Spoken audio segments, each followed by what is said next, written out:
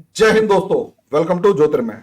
दोस्तों, आज हमारे साथ मेरे गुरु कहिए, मेरा मार्गदर्शक कहिए, गिरधर मामिंदी सर हैं, जिनसे मैं आज भारत रत्न जो भारत सरकार दे रही है उनके बारे में डिस्कस करने जा रहा हूं। सर, सबसे पहले मेरी तरफ से आपका चरण स्पर्श, दूर से ही सही, कम से कम आशीर्वाद दीजिए कि हम सही आगे निकल पाए। और दूसरा सर, क्वेश्चन ये है कि हमारी कंट्री के अंदर एकदम से इस बार ऐसा कुछ हुआ, और पिछले दो चार बार में देखा जाए तो कभी प्रणब मुखर्जी साहब को भारत रत्न दिया जाता है। इस बार भारत रत्न, क्योंकि चुनावी मौसम है या कुछ भी कहिए, इस बार भारत रत्न जो है वो एक नहीं, चार या पांच बंदों को, जैसे कर्पूरी ठाकुर साहब को, उसके उनके बाद आडवाणी जी को, उनके बाद पीवी नरसिम्हा राव को, उनके बाद क्या नाम है वो के स्वामीनाथन को, और एक जो मतलब इन सबको एक साथ दिया। और सबसे बड़ी बात, चौधरी चरण सिंह को, इन सबको एक साथ, मतलब एक साल के अंदर भारत रत्न देने की बात की जा रही है। अब सर, चुनावी साल है तो मैं कहीं ना कहीं देख पा रहा हूं अलग अलग डायमेंशन में, चाहे कर्पूरी ठाकुर जी हैं, जिनके जो स्टूडेंट्स कहो, डेसिपल्स कहो, शिष्य कहो, नीतीश कुमार, लालू, पासवान, ये सब बिहार की राजनीति में, और उनका नाम ले लेके वोट बटोरते थे। अब उनका सबसे बड़ा सम्मान कर देना अपने आप में एक अचीवमेंट कहलाता है। इसी तरीके से उत्तर प्रदेश में अगर हम देखेंगे तो चौधरी चरण सिंह, जो जाट नेता कहलाते और जाटों के सबसे बड़े नेता, और इलेक्शन टाइम के अंदर जाट किसी वजह से नाराज ना हो जाएं, इस वजह से, या यूं कहें, हालांकि जाट नाराज नहीं है, सपोर्ट तो मिलेगा, बट स्टिल कि कहीं ऐसा ना हो, थोड़ा कोई खेल ना हो जाए, तो चौधरी चरण सिंह को, जो किसान नेता कहलाते थे, तो किसान नेता बड़े लेवल पर होते थे, और उनका एक दबदबा जो है वो दिल्ली के आसपास की 200 किलोमीटर की बेल्ट में होता तो था, नाम तो था। भले ही स्टेट अलग होने की वजह से ये सारे के सारे अलग अलग नेताओं के अंदर बट गए थे, और हर स्टेट में अपना एक अलग नेता, जाट नेता होता है, लेकिन चौधरी चरण सिंह का नाम इन सब में सबसे ऊपर और सबसे पहले लिया जाता है। उनको भारत रत्न देना, और उनको भारत रत्न देने का असर जो है वो यूपी की पॉलिटिक्स में साफ नजर आया कि जयंत चौधरी, जो उनके पोते हैं, वो कहीं ना कहीं वो खबर आने लग गई कि इंडी अलायंस के अब उनमें से एक और वो उड़ गया, अब डॉट डॉट डॉट डॉट बचने वाले हैं, बाकी तो सब उड़ने वाला है। और उसके बाद अगर हम देखें तो तेलंगाना के अंदर और सबसे बड़ी बात, एक तो लाल कृष्ण आडवाणी को, जिन्होंने राम मंदिर मुद्दे में सबसे बड़ा रोल प्ले किया, रथ यात्रा निकालकर और सब चीजों में, लेकिन कहीं ना कहीं उन्हीं के, जिस टाइम पर वो उन्होंने रथ यात्रा निकाली और 92 के अंदर माहौल ऐसा बना कि जो वो पूरी की पूरी रथ यात्रा के बाद अयोध्या पहुंचे, और अयोध्या के अंदर जिस तरीके से सिचुएशंस थी, वॉलेटाइल सिचुएशंस थी, तो सर कासिफ अंसारी एक राइटर हैं जिनकी बुक है बाबरी डेमोलिशन, मैं उसका लिंक अभी शेयर कर दूंगा, आपको फोटो भी दिखाऊंगा उसकी। मैं उस बुक के कुछ अंश पढ़ रहा था, और मुझे बाइक मेरे दोस्त के पास थी, मैंने उसको लिया, मैंने पूरी नहीं पढ़ी, लेकिन हाँ, उसमें मैं जो पढ़ना चाहता था उस टाइम पर, वो जब मैंने पढ़ा तो मेरा दिमाग थोड़ा सा ठनका, हिला, और वो ये था कि, और वो ध्यान वहां पर भी गया कि भले ही उत्तर प्रदेश में कल्याण सिंह की सरकार थी, लेकिन दिल्ली के अंदर जो थी वो पीवी नरसिम्हा राव के साहब की सरकार थी। और जहां तक मुझे याद है, कासिफ अंसारी साहब उस टाइम पर बाबरी का जब इंसिडेंट हो रहा था, वहीं उसी अयोध्या में वहीं पर ठहरे हुए थे, और उस सबको कवर करने की कोशिश कर रहे थे। उन्होंने, उनका दावा है, और मैं इस चीज की वीडियो क्लिप भी देखी हुई है, और उन्होंने बुक के अंदर भी लिखा है कि मैंने कम से कम 20 बार अलग अलग टाइमिंग्स पर पीवी नरसिम्हा राव साहब को फोन किया, और जब पीवी नरसिम्हा राव साहब को फोन किया तो हर बार मुझे एक जवाब मिला कि प्रधानमंत्री जी अभी पूजा में बैठे हुए हैं, ध्यान लगा रखा है, और गहरा ध्यान लगा रखा है, उठेंगे तो बात करवा देंगे। और जब पहला गुंबद गिरा, वो उनका दावा है कि तब भी फोन किया था। उसके बाद अफरा तफरी का माहौल था इतनी देर में, जब दूसरा गुंबद गिरा 20-25 मिनट के बाद, तब भी मैंने फोन किया, और जो मेन पूरा स्ट्रक्चर गिर गया तब भी फोन किया। फोन नहीं उठाया, फोन उठाया गया लेकिन बात नहीं हो पाई। यानी उन्होंने जो एक पूरी की पूरी उंगली है वो पीवी नरसिम्हा राव के ऊपर भी उठाई है, और जिस तरीके से उठाई है, अब मैं उससे सहमत हूं नहीं हूं। मैं उस टाइम पर मुश्किल से कितने साल का, 6 साल 7 साल का हूंगा। तो इतना तो याद है कि स्कूल में छुट्टियां पड़ चुकी थी और तूफान मच चुका था, और पापा मुझे साइकिल पर स्कूल से लेकर आए थे थोड़ी जल्दी में कि बेटा फटाफट चलो, दंगे भड़कने वाले हैं। मैंने पूछा, मुझे याद है हल्की हल्की, पापा दंगे क्या होते हैं? कि बेटा तुम बड़े हो जाओगे तब पता लगेगा दंगे क्या होते हैं। मुझे ये याद है। और उसके बाद फिर बॉम्बे बॉम्बे राइट्स भी हुए, तब का भी याद है मुझे हल्का हल्का कि हाँ उस टाइम दंगे हो चुके थे और गली में एक अफरा तफरी का माहौल था, और हमारी गली के सामने एक बैरिकेटिंग टाइप में कर दी गई थी, और जो गली के उस टाइम पर जो लड़के बड़े होते थे या जो जवान थे वो पहरेदारी कर रहे थे कि किसी तरीके की कोई कंडीशन ना हो जाए। तो वो एक माहौल अलग था, लेकिन उसमें पीवी नरसिम्हा राव के ऊपर एक अलग ही लेवल की उंगली उठी थी। लेकिन जिस तरीके से कांग्रेस ने पीवी नरसिम्हा राव को साइडलाइन किया, उनकी डेड बॉडी को दिल्ली तक में शायद जलने नहीं दिया, मैं पूरा नहीं जानता इस मामले में, और लकड़ियां भी पूरी नहीं दी गई। और जहां तक कुछ लोग दावा करते हैं कि पीवी नरसिम्हा राव साहब की जो डेड बॉडी थी वो पूरी नहीं जली थी, धड़ आधा रह गया था और सर भी बच गया था। यानी कितना ह्यूमिलिएट कर सकते हैं किसी प्राइम मिनिस्टर को, अपनी ही पार्टी के प्राइम मिनिस्टर को। और यहां तक कि हमारी मतलब यहां इस जगह पर उन प्रधानमंत्री की समाधि नहीं बनेगी, और कांग्रेस ने अपने राज में पीवी नरसिम्हा राव की समाधि दिल्ली में नहीं बनने दी थी, जहां तक मेरे को इंफॉर्मेशन है कि नहीं बनने दी थी। अब कांग्रेस ने अपने जो प्रधानमंत्री हैं उनको छोड़ा, तो एक चीज जो देखने लायक आ रही है वो ये कि पीवी नरसिम्हा राव ही नहीं, चाहे वो लाल बहादुर शास्त्री हुए जिनको सम्मान नहीं मिला, चाहे सरदार पटेल हुए जिनको उनका जो सम्मान था वो नहीं मिला, इन सबको बीजेपी ने एक तरीके से लगता है हाईजैक कर लिया। और अडवाणी जी को और पीवी नरसिम्हा राव को मरणोपरांत ही सही, इन दोनों को भारत रत्न मिलना किसी तरीके से एक सवालिया निशान भी लगाता है कि भाई बाबरी मस्जिद के ऊपर क्या नाम है डेमोलिश किया जिन्होंने, उनको आप ऐसे कर रहे हो। तो सर मेरा सवाल यही है कि भारत रत्न का पॉलिटिसाइजेशन तो नहीं हो गया है? कि किस तरीके से उस टाइम पर और एक एक करके सबको भारत रत्न जिनको मिला, मुझे उनकी क्वालिटी के ऊपर कोई शक नहीं है, उनकी क्वालिटी इन द सेंस उनकी लाइफ की अचीवमेंट्स पर, इंडिया के कंट्रीब्यूशन पर मुझे रत्ती भर भी शक नहीं है। क्योंकि अगर मैं वो कर्पूरी ठाकुर जी के बारे में उठाकर देखूं तो दलितों के, खासकर पिछड़ों के नेता जो जेन्युइनली थे, जहां तक मुझे याद है वो नाई या कुछ ऐसे ही कम्युनिटी से आते थे, ठाकुर भले ही लगाते थे लेकिन ही वॉज नॉट ठाकुर, वो पिछड़ी कम्युनिटी से आते थे। अगर हम क्या नाम है चौधरी चरण सिंह को देखें तो चौधरी चरण सिंह जी किसानों के गजब नेता थे, किसानों के लिए उन्होंने, और खासकर हरित क्रांति ग्रीन रेवोल्यूशन के टाइम पर उन्होंने जो काम किया था that was ultimate. PV Narasimha Rao का बता ही दिया कि उन्होंने क्या क्वालिटी, अगर हम एक ये राम मंदिर वाला मामला छोड़ दें तो जिस तरीके से उन्होंने इकोनॉमिक रिफॉर्म्स को अंजाम दिया that is ultimate. In the same way Advani ji को भी अगर हम देखेंगे तो एक रिवाइवल ऑफ इंडिया, और खासकर उस टाइम पर जब इंडिया के डिप्टी प्राइम मिनिस्टर होते थे उस टाइम पर भी इन्होंने बहुत इंपॉर्टेंट रोल प्ले किया, अपोजिशन में प्ले किया, एक पार्टी को खड़ा करने में प्ले किया। जब कांग्रेस भरभरा कर गिरने लगी तो वहां पर एक पार्टी मजबूती के साथ खड़ी हुई थी। लेकिन सर पॉलिटिक्स का तो आरोप है, तो सर आपसे यही पूछना है, पॉलिटिक्स है या वो डिजर्व करते थे? डिजर्व करते थे तो 5 साल पहले तक क्यों नहीं, पिछले साल दे देते, उससे पिछले साल दे देते। सर हरिमोहन जी, आपको, आपके दर्शकों को मेरा प्रणाम, नमस्कार, जय श्री राम, हर हर महादेव और जय श्री कृष्ण जी।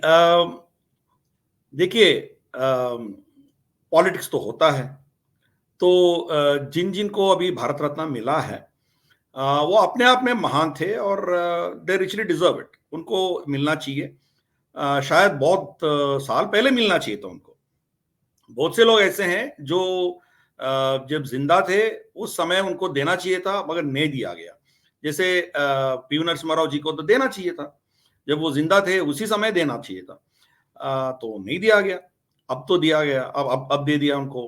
सिमिलरली आप देखिए चौधरी चरण सिंह जी को, उनको भी बहुत पहले देना चाहिए था, इफ ही डिजर्व्स इट। वो डिजर्व करता है नहीं है करता है वो अलग बहस है, मैं उसमें नहीं जाना चाहता हूं, जो भी है। मगर उसका टाइमिंग भी एक चीज होती है, और मोदी जी एक पॉलिटिशियन है, पॉलिटिकल टाइमिंग तो वो करते ही करते हैं, तो उनको आप डिनाई नहीं कर सकते हो ना। जब आपके पास ये मौका था, आपने नहीं किया। यूपीए के कालखंड में 10 साल में आप किसी को नहीं दिया है। आप देना चाहते तो चौधरी चरण सिंह जी को दे सकते थे, आप कर्पूरी ठाकुर को दे सकते थे, आप कौन मना किया आपको? ठीक है, पी नरसिम्हा राव जी से आपका घृणा है और उनको बाजू रखने का आपका सोच जो है वो अलग है, उनको छोड़िए। बाकी लोगों को तो दे सकते थे आप, क्यों नहीं दिया आपने? अब देखिए बीजेपी के कालखंड में मैक्सिमम जितने कांग्रेस पार्टी से जुड़े हुए हैं उन्हीं को भारत रत्न बीजेपी ने दिया है, कांग्रेस ने नहीं दिया है। तो ये भी एक बहुत बड़ा प्रश्न उठता है कांग्रेस के खिलाफ, कांग्रेस के ऊपर। तो ये प्रॉब्लम है कांग्रेस में कि वो किनको चुनते हैं किनको नहीं चुनते हैं। तो ये बड़ा प्रश्न है। जिन जिनको ये पद्मा अवार्ड दिया है, बहुत से लोग ऐसे हैं उसमें जो चोर डकैत और देश का खजाना लूटने वाले हैं और देश को तोड़ने का सोच रखने वाले को, बहुत से लोगों को पद्मश्री और बहुत कुछ मिला है उनको। ये हम जानते हैं, मैं उन नाम में नहीं जाना चाहता हूं, मगर आप भी जानते हैं और हम भी जानते हैं। तो जब इनके पास मौका था, ये तो मौका गवा दिया। अब जब मोदी जी करेंगे तो जब चाहे तब करेंगे। अब तो इलेक्शंस हैं, इलेक्शन के सामने करेंगे वो। तो इलेक्शन के सामने जब करेंगे तो आप उसको पॉलिटिसाइजेशन की उनके ऊपर इल्जाम नहीं लगा सकते हैं। कब भी कर सकते हैं, 10 साल हो गया, अभी आने वाले 5 साल भी शायद मोदी जी भी आए, मोदी जी ही आएंगे, तो उस समय कर सकता है, पहले भी कर सकते हैं। वो उनका टाइमिंग उनके मतलब उनके मर्जी से होता है वो। ठीक है, लेट्स एक्सेप्ट इट, ये तो पॉलिटिसाइजेशन है। बिहार का वोट जितना भी है वो कर्पूरी ठाकुर जी को देने से वो हो गया। फिर राम मंदिर की, रामलला की जो प्राण प्रतिष्ठा हुआ है उसके चलते हुए आडवाणी जी को दिया है। फिर यहाँ दक्षिण में उनको वोट चाहिए तो पी नरसिम्हा राव जी को दिया है, वो भी कांग्रेस को थप्पड़ मार के दिया है। फिर एम एस स्वामीनाथन को दिया है, जो ही इज साइंटिस्ट, मतलब एग्रीकल्चर साइंटिस्ट है, उनको दिया है। और तो ये ठीक है, हमें समझ आ रहा है कि ये इसमें थोड़ा पॉलिटिक्स है, रहने दीजिए, क्या प्रॉब्लम है? पॉलिटिक्स होगा तो भी आपने जिन चीजों को, जिन लोगों को आपने सम्मान नहीं दिया है, जब वो सम्मान दे रहे हैं, पहले उनको आप स्वीकार करो, एक्सेप्ट करो। इन लोगों की महिमा और इसके इनके जो कार्यकाल थे, इनके जो कंट्रीब्यूशन थे, उसके बारे में आप पहले उनको एक्सेप्ट कीजिए। बाद में पॉलिटिसाइजेशन करना, उनके बारे में आपको कोई टिप्पणी करनी तो करिए। तो आप भी कर सकते थे 2013 और 2014 में, आप इन लोगों को भारत रत्न दे सकते थे, आपने नहीं दिया, तो आपकी गलती है। आप गलत किया तो इसका ये मतलब नहीं है कि दूसरा भी वही गलती करें। तो मोदी जी जो चाहते हैं वो करेंगे। तो रही बात इन लोगों की बात, वो तो पॉलिटिसाइजेशन के बारे में। अब एक्चुअली मुद्दे पे आएंगे। अब देखिए, जिस साल भगवान राम का प्राण प्रतिष्ठा हुआ है, उस साल 2 ऐसे महान व्यक्तियों को भारत रत्न मिला है जो सीधे सीधे डायरेक्टली राम जन्मभूमि मूवमेंट से जुड़े हैं, या रामलला की पुनर्स्थापना के बारे में उनका कुछ ना कुछ भूमिका रही है। पहले अडवाणी जी तो रथ यात्रा निकालने के बाद ही ये जोर पकड़ी है, ये सब जानते हैं।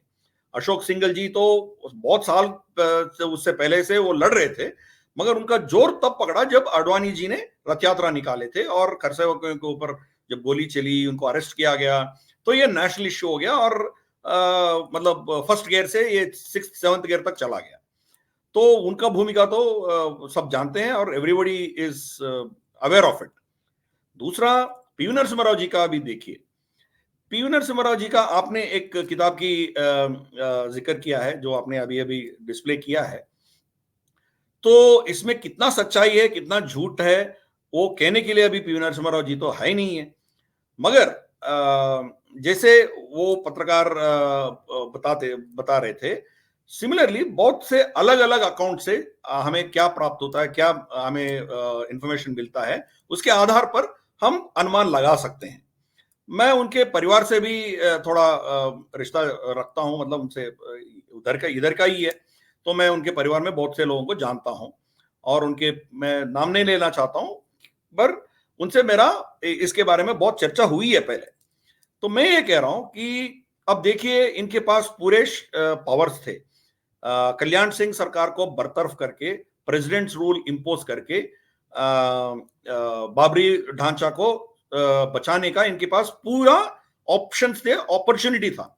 फिर भी प्राइम मिनिस्टर पीवी नरसिम्हा ने कुछ भी नहीं किया है। अर्जुन सिंह दरवाजे के बाहर खड़ा था और उनको हर घंटे उसको याद दिला रहा था कि अब इंपोज करो, इंपोज करो, इंपोज करो। बहुत प्रेशर था उनके ऊपर। और कोई भी आदमी पूरे दिन तो पूजा पाठ में नहीं बैठता है। और पीवी नरसिम्हा राव जी का खुद का एक बयान है, कोई पत्रकार या कोई लड़का पूछा था उनसे, तो उनका समाधान में ये कहा है कि मैं भी बाकी देशवासियों की तरह मैं भी टीवी के सामने बैठ के देख रहा था क्या हो रहा है, और मुझे भी इंफॉर्मेशन मिल रही थी, मगर मैं करता तो क्या करता। क्या मैं ये मान के चलूं कि कल्याण सिंह ने झूठ बोलता है, तो कल्याण सिंह का रिटर्न एफिडेविट जो कोर्ट में दिया है उसको मैं नकार के सीधा उसको डिसमिस करूं? तब भी मेरे ऊपर इल्जाम लगता है कि मैं फेडरल स्ट्रक्चर को मैं रेस्पेक्ट नहीं करता हूं। तो एक जिम्मेदार चीफ मिनिस्टर जब कुछ भी बोला है तो मुझे उसको एक्सेप्ट करनी चाहिए। जब वो उसको प्रोटेक्ट करने में वो नाकाम होते हैं, तब मैं तो कुछ एक्शन ले पाऊंगा ना, उससे पहले तो नहीं कर पाऊंगा। मुझे छोड़िए, कोई भी यहाँ प्राइम मिनिस्टर होगा वो भी सीधा ऑन अनुमान के ऊपर उनको डिसमिस नहीं कर सकते हैं। वो ऑफिशियली आपको आश्वासन दिया है, चिट्ठी दिया है, कोर्ट में भी दिया है, तो उसको तो आप मर्यादा रखना चाहिए, उनको आप एक्सेप्ट करनी चाहिए ना। तो इसीलिए मैं देखता रहा, जब फाइनली वो ढांचे गिरने शुरू किया तब मैंने मेरा सेक्रेटरी को बोला कि अब एक्शन ले लो। तो ब्यूरोक्रेसी में वो चिट्ठी बनाते बनाते वो उसका मतलब मेरे पास उसका प्राइम मिनिस्टर सीधा साइन नहीं करेगा ना, उसका कोई उसको फॉरवर्ड करेगा, फिर उसमें होम सेक्रेटरी साइन करेगा, पता नहीं कितने लोग साइन करेंगे, फिर बाद में प्राइम मिनिस्टर के पास आएगा और कैबिनेट का डिसीजन होगा। किसी सरकार को डिसमिस करना हो तो कैबिनेट मीटिंग बुलाना है या सर्कुलेट करना है, जो भी है, ये प्रोसेस लगता है। जब ये प्रोसेस खत्म हो गया तब तक पूरे ढांचे गिर गए थे, मैं क्या करूं। तो उनका ये एक जस्टिफिकेशन था। अब जो मैंने उनके परिवार से बात किया, बाकी लोगों से भी जो उनसे परिचित थे, उनसे भी बात करने के बाद मुझे ये बात मतलब मेरे ध्यान में आया कि अब देखिए, बहुत से सरकारें ऐसी थी जो ऑलमोस्ट इमीडिएटली सस्पेंड हुए हैं। मतलब बहुत से उससे पहले जितने भी आर्टिकल 356 इस्तेमाल हुआ है, इट वाज डन ऑलमोस्ट मतलब without any notice. UP, Himachal और मध्य प्रदेश, 3 सरकारें बीजेपी की तुरंत सस्पेंडेड।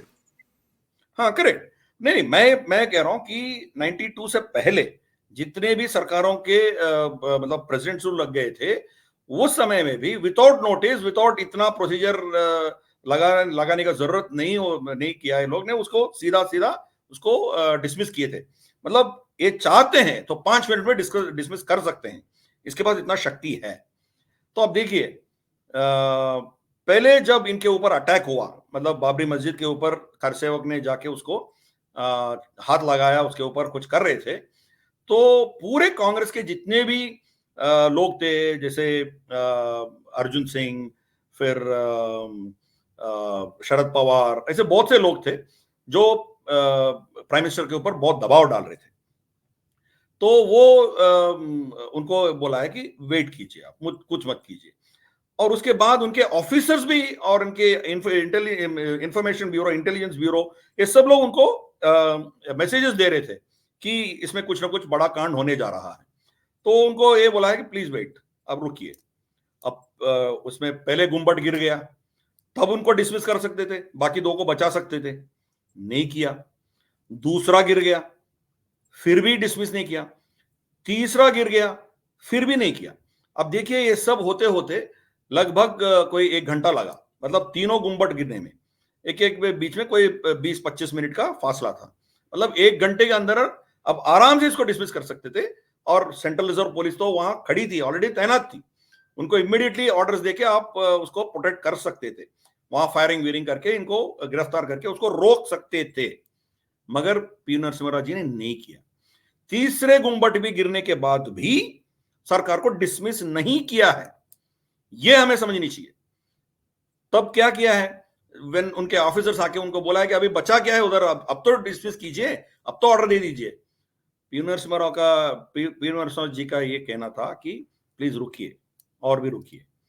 तो क्या हो गया उसके बाद, रामलला का मूर्तियां वाला वहां उधर लगा के पूजा करके जब आरती दी गई भगवान को, तब बोला आप डिसमिस करो।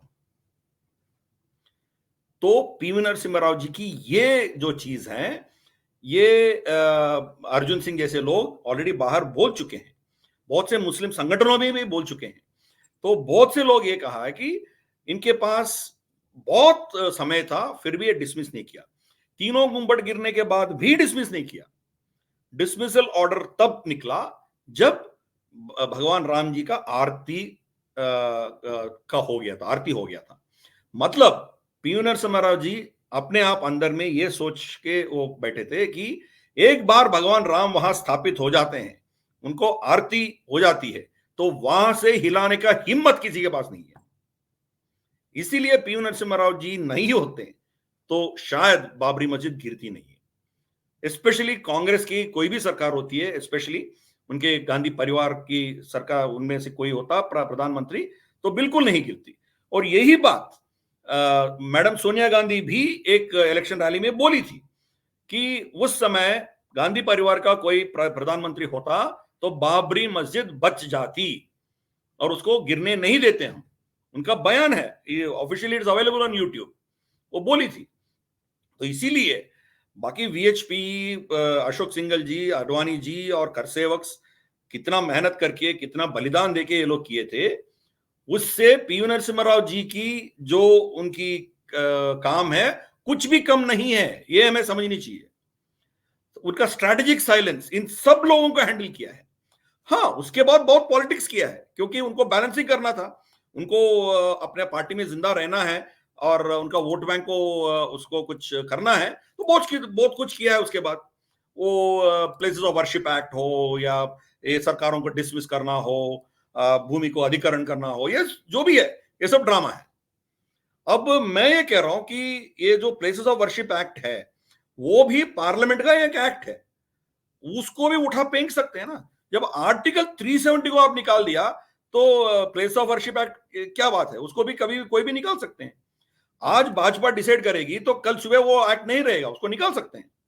तो पीवी नरसिम्हा राव जी ये जानते थे कि ये एक्ट से जो भी वो एक्ट लेके आएगा, जो भी लॉ लेके आएगा, वो कभी भी उसको निकाल सकते हैं। मगर एक बार बाबरी मस्जिद तोड़ गई, वो मतलब टूट गया और उसको ध्वंस कर दिया, उसको दोबारा खड़ा करने का हिम्मत किसी के पास नहीं है। इसीलिए वो पीवी नरसिम्हा राव जी ने ये किया है। और उसी साल उनको भारत रत्न मिलना ये कोई कोइंसिडेंस नहीं है। मोदी जी का सोच ये है, ये पॉलिटिक्स भी है और ये भी है, दोनों इसमें है। दो बड़े महान व्यक्ति जो राम जन्मभूमि की मूवमेंट का मूल स्तंभ है, मूल स्तंभ थे, अडवाणी जी और पीवी नरसिम्हा राव जी, दोनों को एक ही साथ भारत रत्न मिलना कोई कोइंसिडेंस नहीं है, दोनों का उसमें भूमिका है। तो ये समझनी चाहिए। और तो और पीवी नरसिम्हा राव जी दोबारा जीत के आते तो राम मंदिर कब की बन चुका होता, क्योंकि पीवीआर के प्रसाद आईएएस ऑफिसर के नेतृत्व में एक कमेटी भी बनाए थे और राम जन्मभूमि एक ट्रस्ट भी बनाया था। तो उनका प्लान था कि धीरे से उनको, सरकार तो कुछ नहीं करेगी, ट्रस्ट को ये जमीन ट्रांसफर करना था और मुस्लिम समुदाय को कुछ ना कुछ उसको समझा बुझा के दूसरी जगह पे उनको लैंड देने का पीवीआर के प्रसाद आईएएस ऑफिसर उसके ऊपर काम कर रहा था। मतलब दोबारा पीवी नरसिम्हा राव जी जीत के आते तो बिल्कुल उसी 5 साल के अंदर अंदर राम मंदिर का भी सॉल्यूशन आ जाता।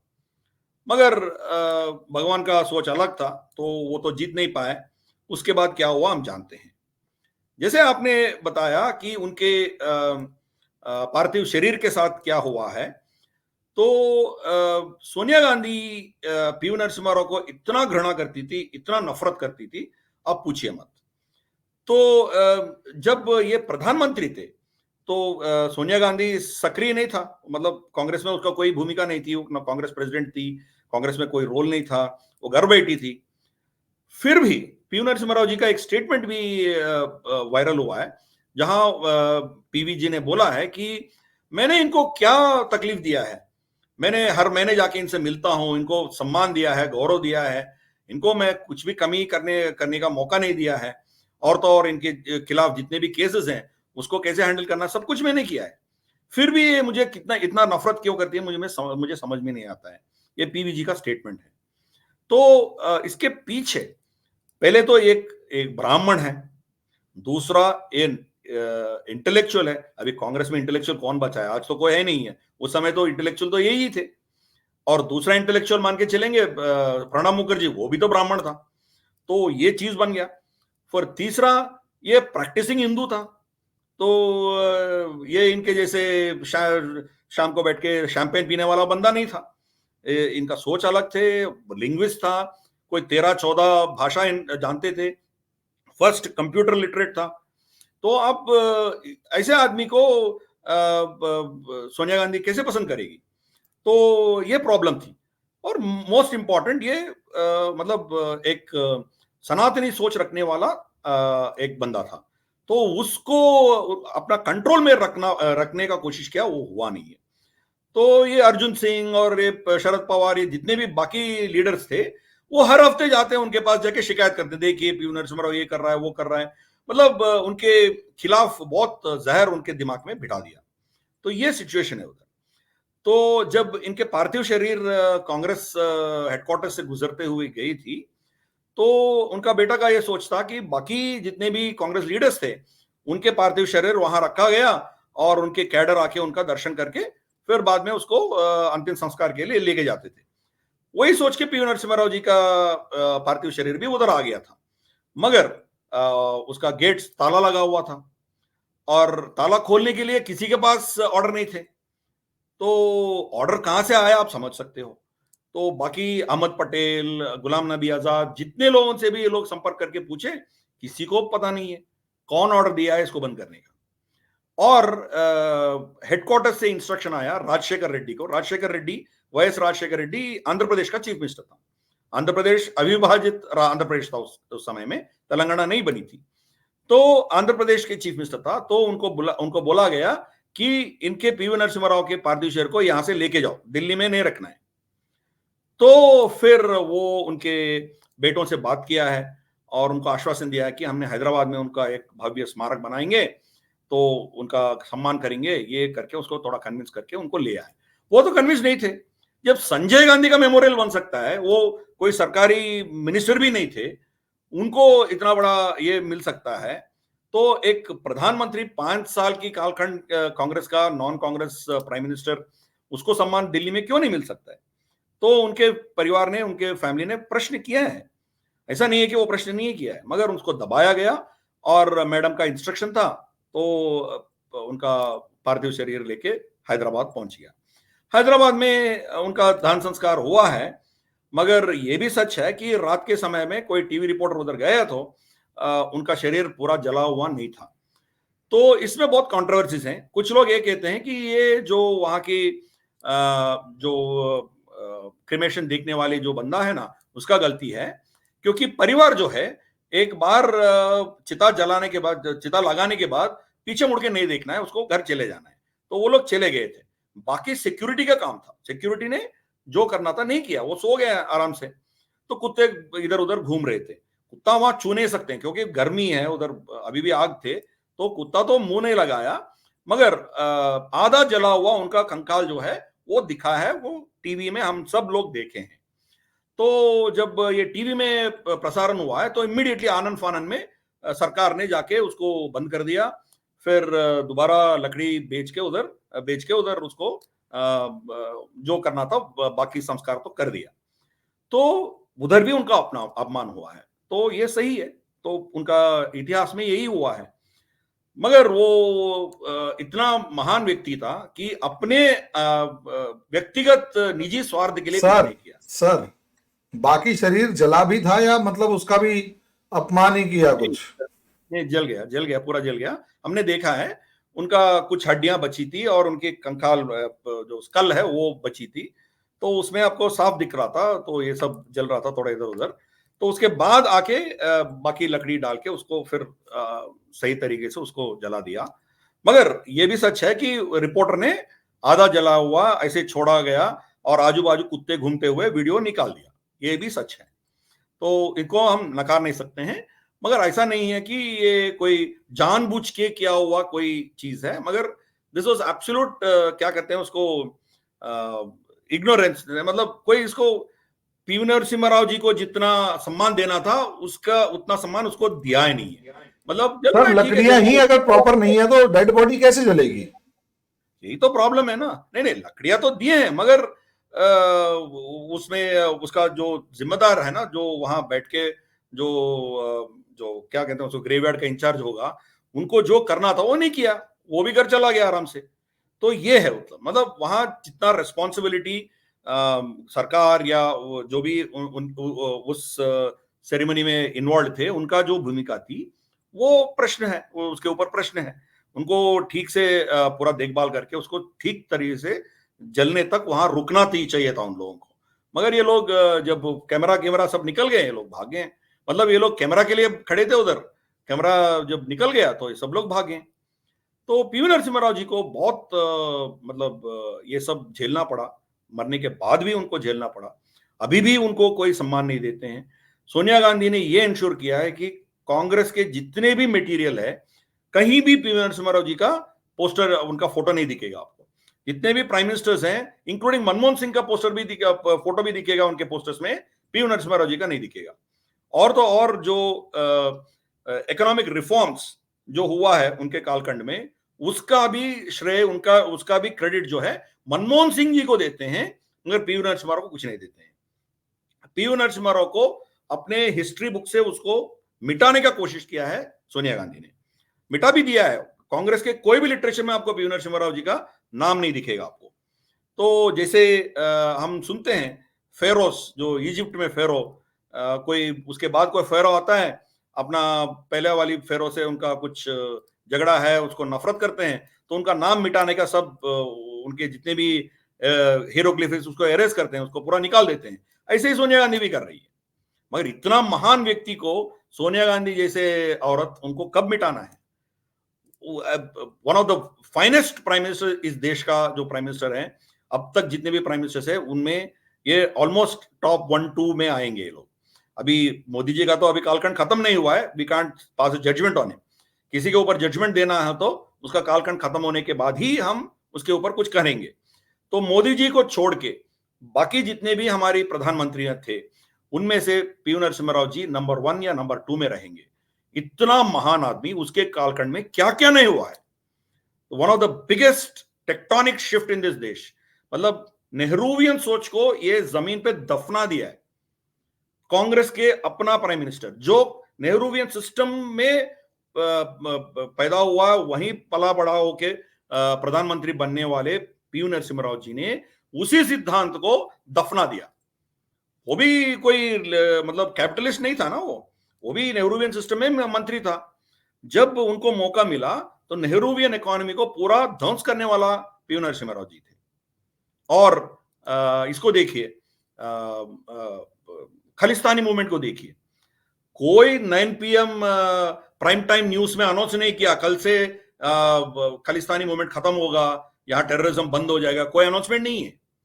और कोई हेडलाइन न्यूज़पेपर हेडलाइन में नहीं आया, हाँ इस महीने से खालिस्तानी का जो भी है बंदे को सबका अरेस्ट कर दिया, नेक्स्ट मंथ से आपको खालिस्तानी गड़बड़ नहीं होगा, कोई अनाउंसमेंट नहीं है। मगर पूरा खालिस्तानी मूवमेंट को खत्म कर दिया। इसीलिए उनका नाम नरसिम्हा है। नरा भी है, सिम्हा भी है।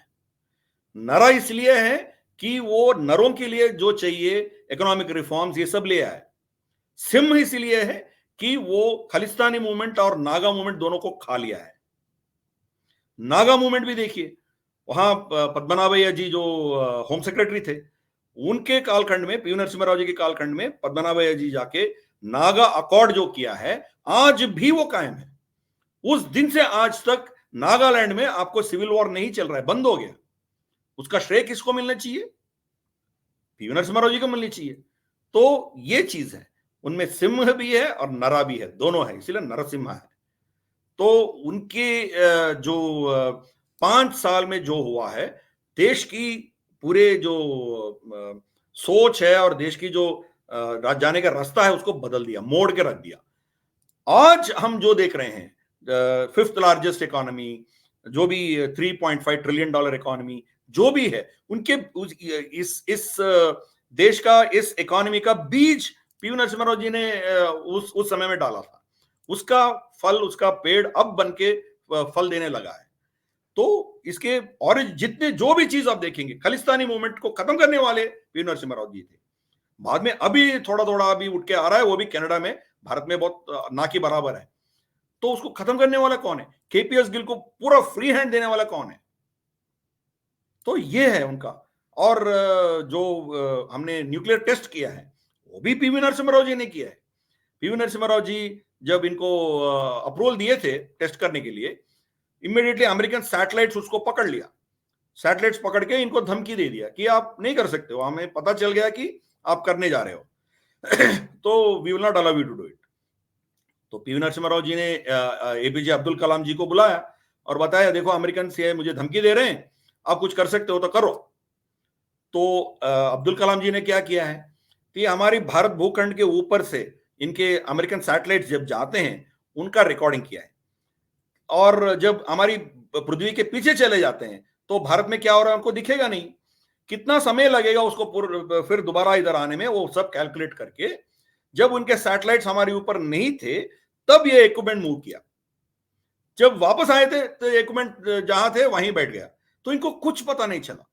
इसीलिए जब finally PV Narasimha Rao, sorry, Vajpayee ji ने जब न्यूक्लियर डेटोनेशंस के ऑर्डर दिए थे, जब हमने न्यूक्लियर टेस्टिंग किए थे, अमेरिका ने मतलब हैरान हो गया और तंग आ गया। मतलब उसको इट बिकेम सो सरप्राइज, उसको समझ में नहीं आया कि हमारे आंख में धूल झोंक के लोग कैसे किए, उसको समझ में नहीं आया। तो उसको चकमा देके करने वाली जो डिसीजन थी वो पीवी नरसिम्हा राव जी की थी। जब वो सोचे थे कि अभी इलेक्शंस आएंगे, इलेक्शन के बाद फिर दोबारा कांग्रेस आएगी, तब हम डेटोनेट कर सकते हैं, मगर अनफॉर्चुनेटली वो हार गए थे। तो वाजपेयी जी को वो मैसेज भेज दिया कि देखो हमने ऐसा ऐसा किया है, बाकी तुम देख लो, तुम डिसीजन लेना हो तो ले लो। क्योंकि तुरंत बाद जब वाजपेयी जी कमान संभाली थी, इमीडिएटली डेटोनेशन हो गया, टेस्टिंग हो गया। मतलब टेस्टिंग करने के लिए आपको समय लगेगा ना, प्रिपरेशन होगा ना। उतना प्रिपरेशन का टाइम किधर थी वाजपेयी जी आने के बाद? मतलब उससे पहले ही तैयार बैठी थी वो। तो वो पीवी नरसिम्हा राव जी ने किया है। तो इसीलिए पीवी नरसिम्हा राव जी का भूमिका बहुत बढ़िया है और देश का पूरा नक्शा, पूरा उसका दिशा बदल देने वाली उनकी 5 साल की कालखंड हमें भूलना नहीं चाहिए। और एक और बात है, मैं उसके बाद शायद आप और इंटरजेक्शन करना चाहते हैं। उसी कालखंड में पीवी नरसिम्हा राव जी की प्राइम मिनिस्टरशिप के अंदर अंदर उसी समय में सोवियत यूनियन कोलैप्स हो गई थी। सोवियत यूनियन जब कोलैप्स हो गई तो रशिया जो रेसिडुअल देश बनी थी, वो बहुत पीड़ा में थी। उनके पास पैसे नहीं थे, इकोनॉमिकली पूरा रूइंड हो गई थी। तो बहुत कष्ट में था वो, बहुत प्रॉब्लम्स में थे। तो गोर्बाचेव ने पीवी नरसिम्हा राव जी को फोन करके बोला है कि देखो हमारी बहुत तकलीफ है, बहुत से फैक्ट्रीज हमारी बंद होने जा रहे हैं, हमारी आर्मामेंट फैक्ट्रीज, जो भी डिफेंस इंडस्ट्रीज पूरा बंद होने के सिचुएशन में है, हम उनको तनख्वाह नहीं दे सकते हैं, सिचुएशन बहुत खतरनाक है, आप कुछ मदद कर सकते हो तो प्लीज कीजिए। अब देखिए हमारी ऑलमोस्ट लगभग 75-80% सोवियत यूनियन के इक्विपमेंट के ऊपर ही हम डिपेंडेंट थे। वहां से सप्लाईज नहीं आएंगे, स्पेयर्स नहीं आएंगे तो हम कुछ नहीं कर पाएंगे। तो फिर भी हमारी हमारी अपने प्रोसीजर्स हैं। तो पीवी नरसिम्हा राव जी ने प्रोसीजर्स पूरा बाजू रख के वहां के गोर्बाचेव से पूछा आप क्या दे सकते हैं हमें तुरंत। तो वो बोला है कि हमारे पास ऐसे ऐसे पड़े हैं, पूरा लिस्ट दे दिया। उनमें से हमारी फोर्सेस को बोला है कि इसमें क्या चाहिए आपको, बोलिए बोलिए हम खरीदेंगे। तो उसमें एक शिप था, एक एयरक्राफ्ट कैरियर था, एडमिरल गोर्शकोव। एडमिरल गोर्शकोव हमारे लिए काम की चीज है, हम खरीद सकते हैं। तो पीवी नरसिम्हा राव जी ने क्या किया, उस को खरीदने के लिए, उस एडमिरल गोर्शकोव को खरीदने के लिए एडवांस दे दिया सोवियत यूनियन, रशिया को एडवांस दे दिया। अब देखिए भारत में कभी ऐसा हो सकता है? आपका इतना बड़ा प्रोसीजर है, टेंडर बुलाना है, टेंडर में वो टेक्निकल स्पेसिफिकेशंस देंगे, फिर आप आपके टेक्निकल मांगे जो हैं वो उनके सामने रखेंगे, फिर दोबारा उसके कॉस्टिंग क्या होगा वो आपको देंगे, फिर एक टेक्निकल बिडिंग होगा, फिर उसके बाद कमर्शियल बिडिंग होगा, इसके बाद नेगोशिएशंस होंगे, उसके बाद डीएसी क्लियर करेगी, डिफेंस एक्विजिशन काउंसिल, उसके बाद वो cabinet committee on security affair CCSA में जाएगा, उधर क्लियर करने के बाद उसको साइन होगा ना। मतलब इतना बड़ा लंबा प्रोसीजर है, ये 4-5 साल लगेगा, मगर तुरंत एडवांस दे दिया पीवीजी ने, क्योंकि सोवियत यूनियन को बचाना था, सोवियत यूनियन को सॉरी रशिया को बचाना था, और रशिया को बचाने बचाते बचाते हमारी सेना का जो सप्लाईज है उसको हम कायम रखना है, ये उनका सोच था। अब इमीडिएटली ऑपोजिशन तो चुप नहीं बैठेगी, ऑपोजिशन तो रेज किया है कि आप कैसे कर सकते हो, ये प्रोसीजर क्यों नहीं फॉलो किया आपने। तो वाजपेयी पीवी नरसिम्हा राव जी ने क्या किया है, तब के ऑपोजिशन लीडर्स मुलायम सिंह जी और वाजपेयी जी दोनों को अपने चेंबर में बुला के उनसे बात किया है कि ऐसा ऐसा सिचुएशन है, हम पूरे प्रोसीजर फॉलो करके जाएंगे, तो जब तक हम इसको ऑर्डर देंगे तब तक इनके पूरे बंद हो जाएंगे और हमारे सप्लाईज भी तकलीफ में आ जाएंगे, रिस्क में आ जाएगा। तो इसीलिए हमने ये डिसीजन लिया है कि उनको एडवांस दे दें, बाद में देखेंगे क्या चाहिए हमें, क्या चाहिए, हमारी फोर्सेस जाएंगे डिस्कस करके जो चाहिए वो बना के वो हम लेके आ सकते हैं। मगर उसको ये जो भी रिलेशनशिप है ये कोई मतलब कोई रशिया हमारे दोस्त या दुश्मन इसके बारे में नहीं करना है, बट हमारी फोर्सेस, हमारी सेना की रक्षा करने के, उनकी सिक्योरिटी के लिए हम ये करना पड़ेगा, इसलिए मैं ये किया है। तो वाजपेयी जी और मुलायम सिंह जी दोनों ने पार्लियामेंट में इसके बारे में कुछ भी नहीं बोले, बाहर कोई टिप्पणी नहीं दिया, कोई इसके बारे में कोई चर्चा नहीं थी। तो सब महान थे, सब मतलब अपने आप पॉलिटिक्स बहुत करते थे, हिंदू मुस्लिम मुलायम सिंह करते थे और वाजपेयी जी कांग्रेस के खिलाफ, जो पॉलिटिक्स है वो पॉलिटिक्स चलता था, मगर अंदर के अंदर सब नेशनलिस्ट थे, देश की सुरक्षा, देश को आगे रख के सोचने वाले लोग थे। इसीलिए पीवी नरसिम्हा राव जी जो भी डिसीजन लिया है उसको ये लोग सम्मान पूर्वक उसको एक्सेप्ट किया है, उसको अपोज नहीं किया है। और तो और पीवी नरसिम्हा राव जी ने यूनाइटेड नेशंस में डेलीगेशन भेजने के लिए उसका लीडर कौन चुना है, वाजपेयी जी को चुना है। तो उस कालखंड अलग थी, तो पॉलिटिकल अपोजिशन हो सकते हैं मगर व्यक्तिगत दुश्मनी नहीं थी। मगर आज देखिए जहां यांगसे में अरुणाचल में हमारी सेना चाइनीज पीएलए को मार के 10-15 लोगों को हमने गिरफ्तार करके हमने हमारे पास रखे थे, उल्टा युवा नेता जो नॉन स्टार्टर मोदी जी ने जो बोला है, जो हर बार स्टार्टअप नया स्टार्टअप करते हैं फिर नॉन स्टार्टर बन के रह जाते हैं, उनका स्टेटमेंट क्या था, चाइनीज आर्मी ने हमारी सेना को पीट रही है, उल्टा वो थप्पड़ खा के गए हैं, 2-3 लोग मर भी गए होंगे उसमें। मगर अब की पॉलिटिक्स देखिए, तब की पॉलिटिक्स देखिए, वही उसी कांग्रेस से जो नेता पीवी नरसिम्हा राव जी, उसका रवैया क्या थी और अब की कांग्रेस की रवैया क्या है। राफेल के बारे में 60,000 करोड़ का घोटाला, चौकीदार चोर है, क्या क्या बोला है, इसको लाभ किसको मिलने वाला है। तो ये चीज है उस कांग्रेस का और इस कांग्रेस का, ये फर्क है। तो मैं पीवी नरसिम्हा राव जी का ओवरऑल मैं मतलब 4-5 चीज उनका जो कंट्रीब्यूशन है देश के लिए, वो उसके बारे में मैं बोलने का कोशिश किया है। तो बाकी आप कुछ पूछेंगे तो मैं जवाब दूंगा।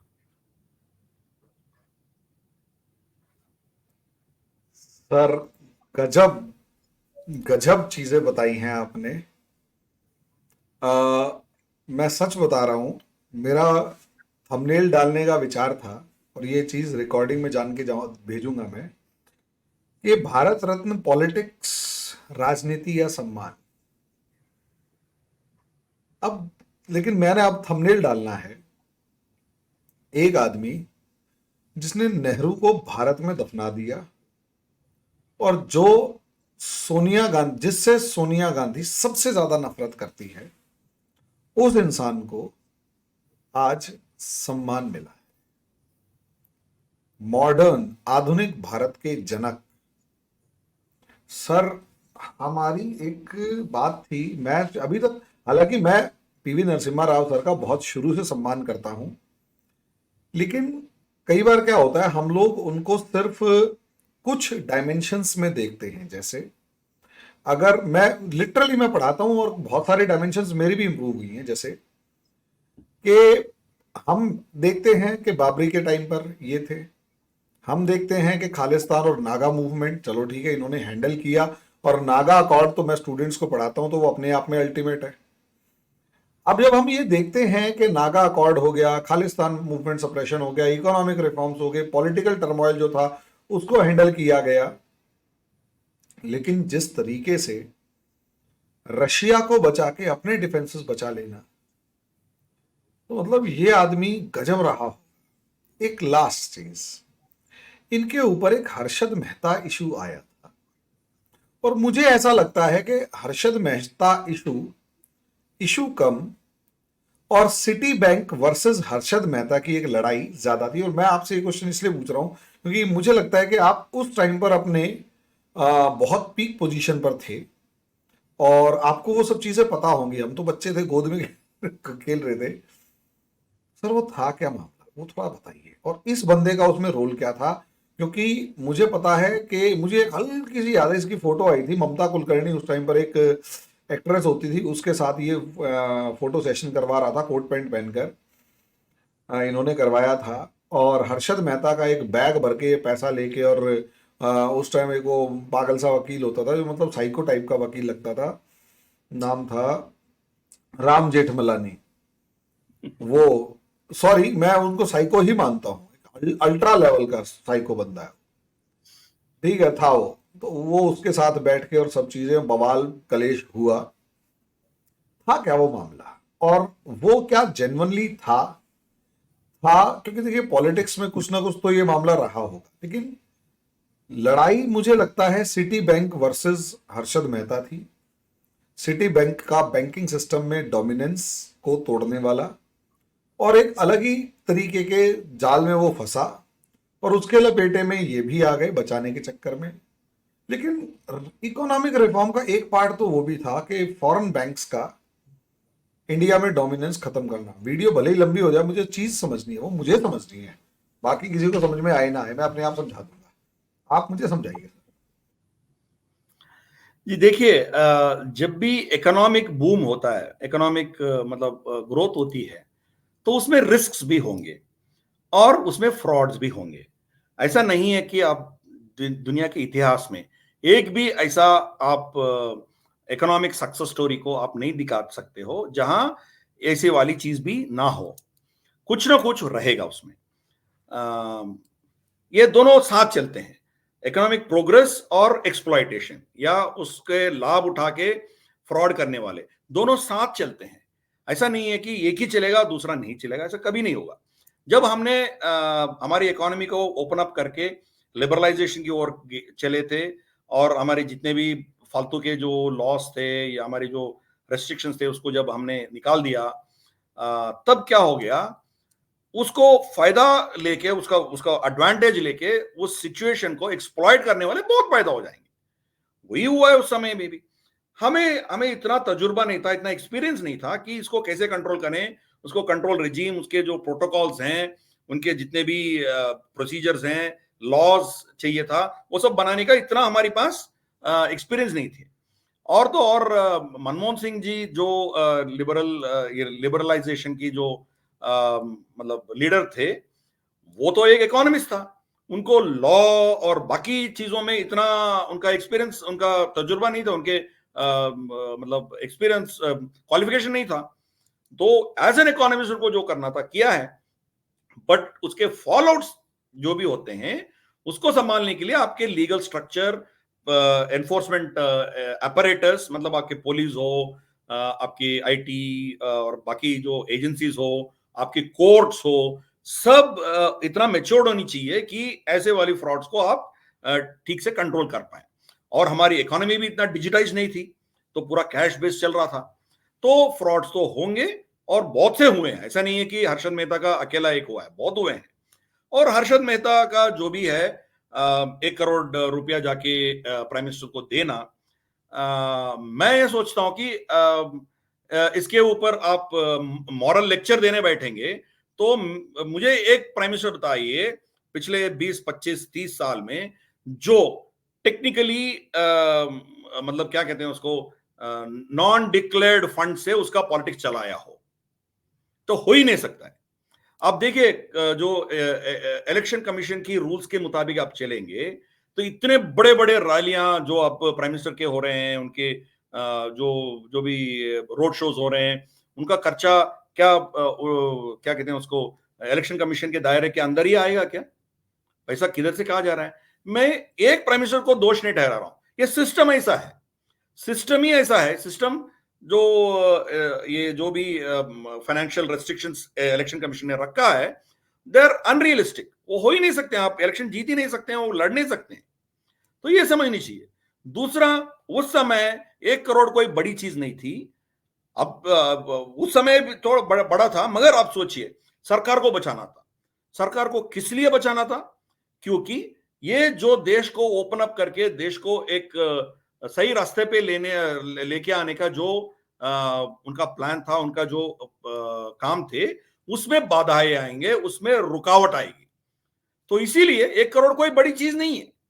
तो अब तो कोई कैश नहीं लेते हैं। लास्ट मेरे ख्याल से बंगारू लक्ष्मण जी जो पैसे लेते हुए पकड़े गए हैं, वो भी कितना 1 लाख 2 लाख लिए थे तो पकड़े गए, इतना वो जेल भी गए थे उसके बारे में।